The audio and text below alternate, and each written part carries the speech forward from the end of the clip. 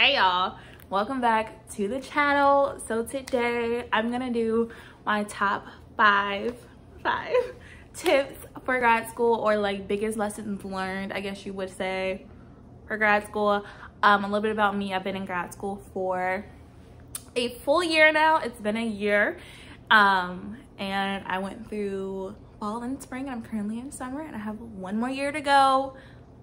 4 classes left, and I have my master's in communications, and it has been a very long road. But I wanted to give you guys, you know, who will be starting grad school soon, a little bit of advice and something I wish people would have told me when I started.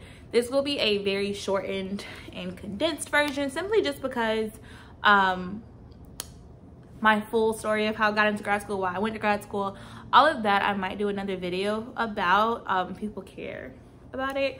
If you do, just leave me a comment down below and I'll answer that for you guys. But I want to just give y'all some like quick fire things I think are important to know when going to grad school. And this scarf is from Amazon. It came in a 2-pack. It's also a red one. I just don't know where that one is, but the wig is not secured and I don't feel like doing it, so just want to point that out. So you want to know what my top 5 lessons from grad school are? Just keep watching. Oh, but before I forget, don't forget to like, subscribe, and comment if you want to see my full story. What else you want to know about grad school? I'm an open book, and I love to help people who are interested, so just let me know. All right, so number 1, guys, know why you are going. I mean, that is something that I feel like people don't tell you when you apply for grad school. You say like, hey, I want to go to grad school. Like, oh, I'm graduating college. Nobody ever says like, hey, yo, like, why do you want to go to grad school? Like, they just think that's like, great, good job, patty clap. Like, nobody ever asks like, why do you want to go? So before you enroll, before you get too deep in, and I honestly say, before you even start your first day, have a come to moment with yourself and ask yourself, why do you want to go to grad school? Is it something that you can see needing in the future? Does this benefit you in your current role that you were in? And I say, if it benefits you, my personal opinion here, if this benefits you in your 2 to 3 year plan, go for it. If this is something you say, you know what, I'm 20, I was what, 22 when I started? I'm 22. I see myself working for this company for my next 3 to 4 years, just get myself, you know, situated and settled. I think it will really help me move up within that company for that time. I also think it's teaching me skills that I can use in the future when I do my own thing, or when I start this new job, or when I might want to do this or do that, then go for it. If you say, I don't have any interest besides getting this degree and I don't think I'm even going to use it, I don't suggest you go. I don't, because it's a commitment. It is a commitment. It is something that's going to take a lot of time out of your life. I'm not going to lie to y'all. I was depressed. Depressed is a strong word. I was very sad that I was missing out on like all my friends had graduated. They were living that first year out of college life. They were going out every night, you know, like living it up. And I was in class every night and I had FOMO. Like, I was so upset because I did not know what I was doing. And I really haphazardly went and got this degree. Now, you know, that I'm a year in, I can definitely see where it has benefited me in a lot of ways in my career already, but it didn't hit me until my 2nd semester of grad school. So my 1st semester wasn't very fun for me because I was just so sad I was missing all of these fun things. So really just look at, why are you going? What is your reason? And does this really benefit you in your life now? Or will it benefit you in the future as maybe a fallback plan? Is it something you see yourself needing? Some skills you're gonna gain that you can use elsewhere? Like, really just examine all of those different outlooks before you go. Number 2, do not feel like you have to take a full course load if you are going to be also working full time. That is, if there's one tip I would definitely say, like, don't do, it is that.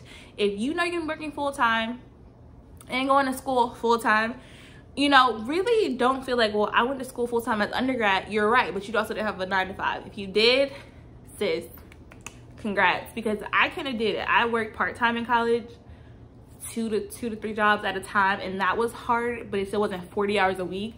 So I can't even imagine working like a 9 to 5 or what 8 to 4, whatever the case is, and still going to school full time. You know, bless. If you have that, this may be a piece of cake for you. I did not have that, and so going from that transition was very hard for me. Something I wish somebody would have told me is like, you can take your time. It is okay. It's okay to go part-time. Like, there's nothing wrong with going part-time. So really just take your time and see like how it fits into your life.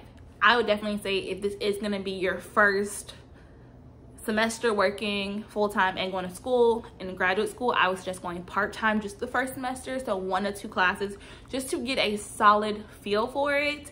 And then once you have that, you can really decide if you are able to do 3 classes a semester, or it's 2 your max, or maybe you're gonna cut it down to 1. Like, really just give yourself that time to adjust accordingly. All right, number 3, know your classmates. And I know if you go to a large university, or even for undergrad, you went to a very large university. I went to UCF. There was definitely at times like 500 plus kids in my class, and I had no intention or desire to know all 500 of them. I'm not gonna lie. So it's a little different in grad school. There's maybe 10, 15, 20 people in your class at a time.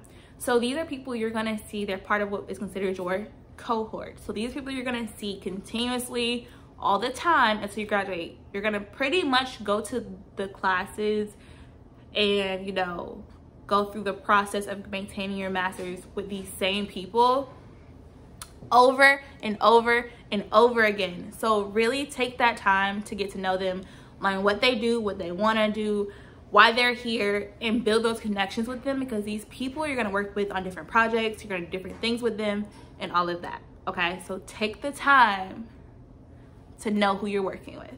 Okay, it'll make your life so much easier. Number 4, know your professors. Now, this is something I think is even more important in graduate school than undergrad, because your professors, they all have PhDs. Like, that is pretty much what it is. Like, they went to school and have conducted years and years and years of research to teach these courses. So they know far beyond the textbook. You're not gonna get a TA or a GTA. Like, you're not gonna get that. You're going to get those people who are subject matter experts in their field. And if you have a teacher that you're like, yo, her research like really interests me, you know, I had never really thought about looking at that. I love hearing how she did her research. I want to learn more about, you know, who she's worked with and what she's done in the past. Go talk to them. They are so open books. Like, professors in grad school really want to help. And like,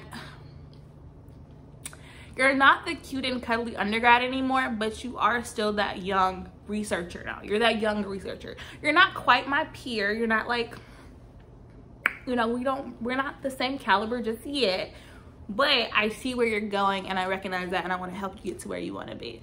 So go talk to them, go introduce yourself, get to know them, make those connections. And something they don't tell you is that the earlier you make those connections with those professors, the earlier you talk to them and explain what you want to do, why you're here, what your goals are, dreams, etc., they can help you pick, you know, committee members for your thesis, your applied project, your exam. They can help you tailor those different areas of your life.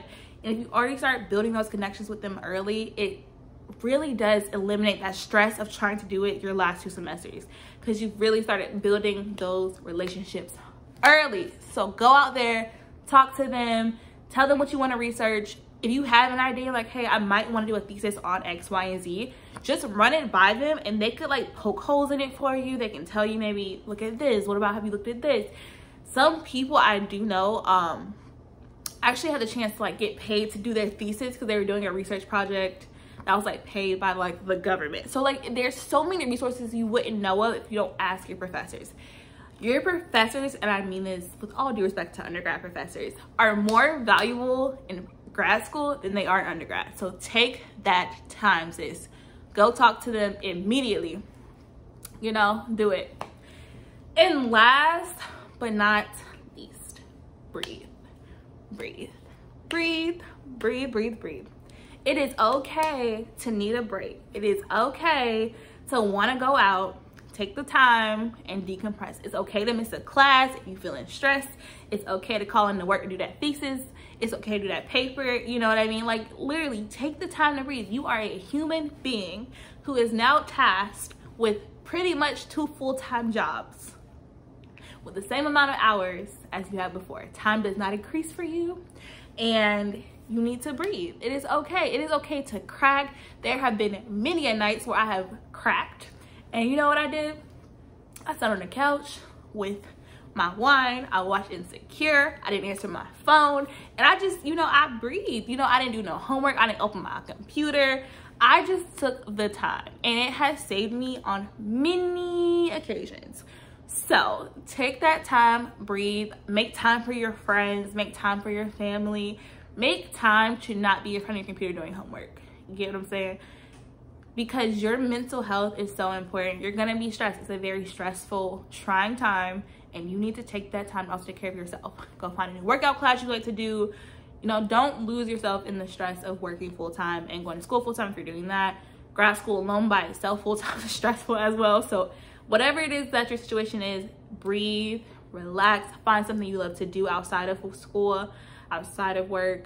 I say schedule in time to just do nothing. The best advice a professor ever gave me was my freshman, I guess not freshman year of grad school, my first semester of grad school. That's so weird to say. My first semester of grad school was schedule in time to just watch Netflix.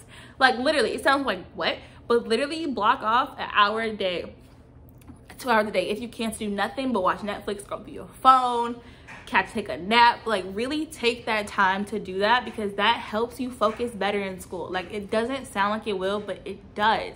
Having that, knowing you have that break coming up, or knowing you have that time to decompress, makes a world of difference. So make sure you do that. And if you are going to grad school in August or July, whatever the case is, I wish you the best of luck. I know you're gonna do amazing.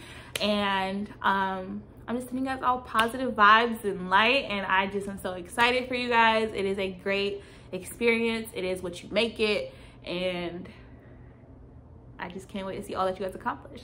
So if you like this video, give it a big thumbs up. Don't forget to like and subscribe. And if you want to know more about my grad school experience, I know I mentioned it a little bit in the beginning, leave me a comment down below. I'll be happy to do it. I don't think I'm an expert in it at all, but I do think, as someone who does not want a PhD, I have a different perspective on it, and I'm happy to share it with y'all. So I'll see y'all next time. Bye, guys.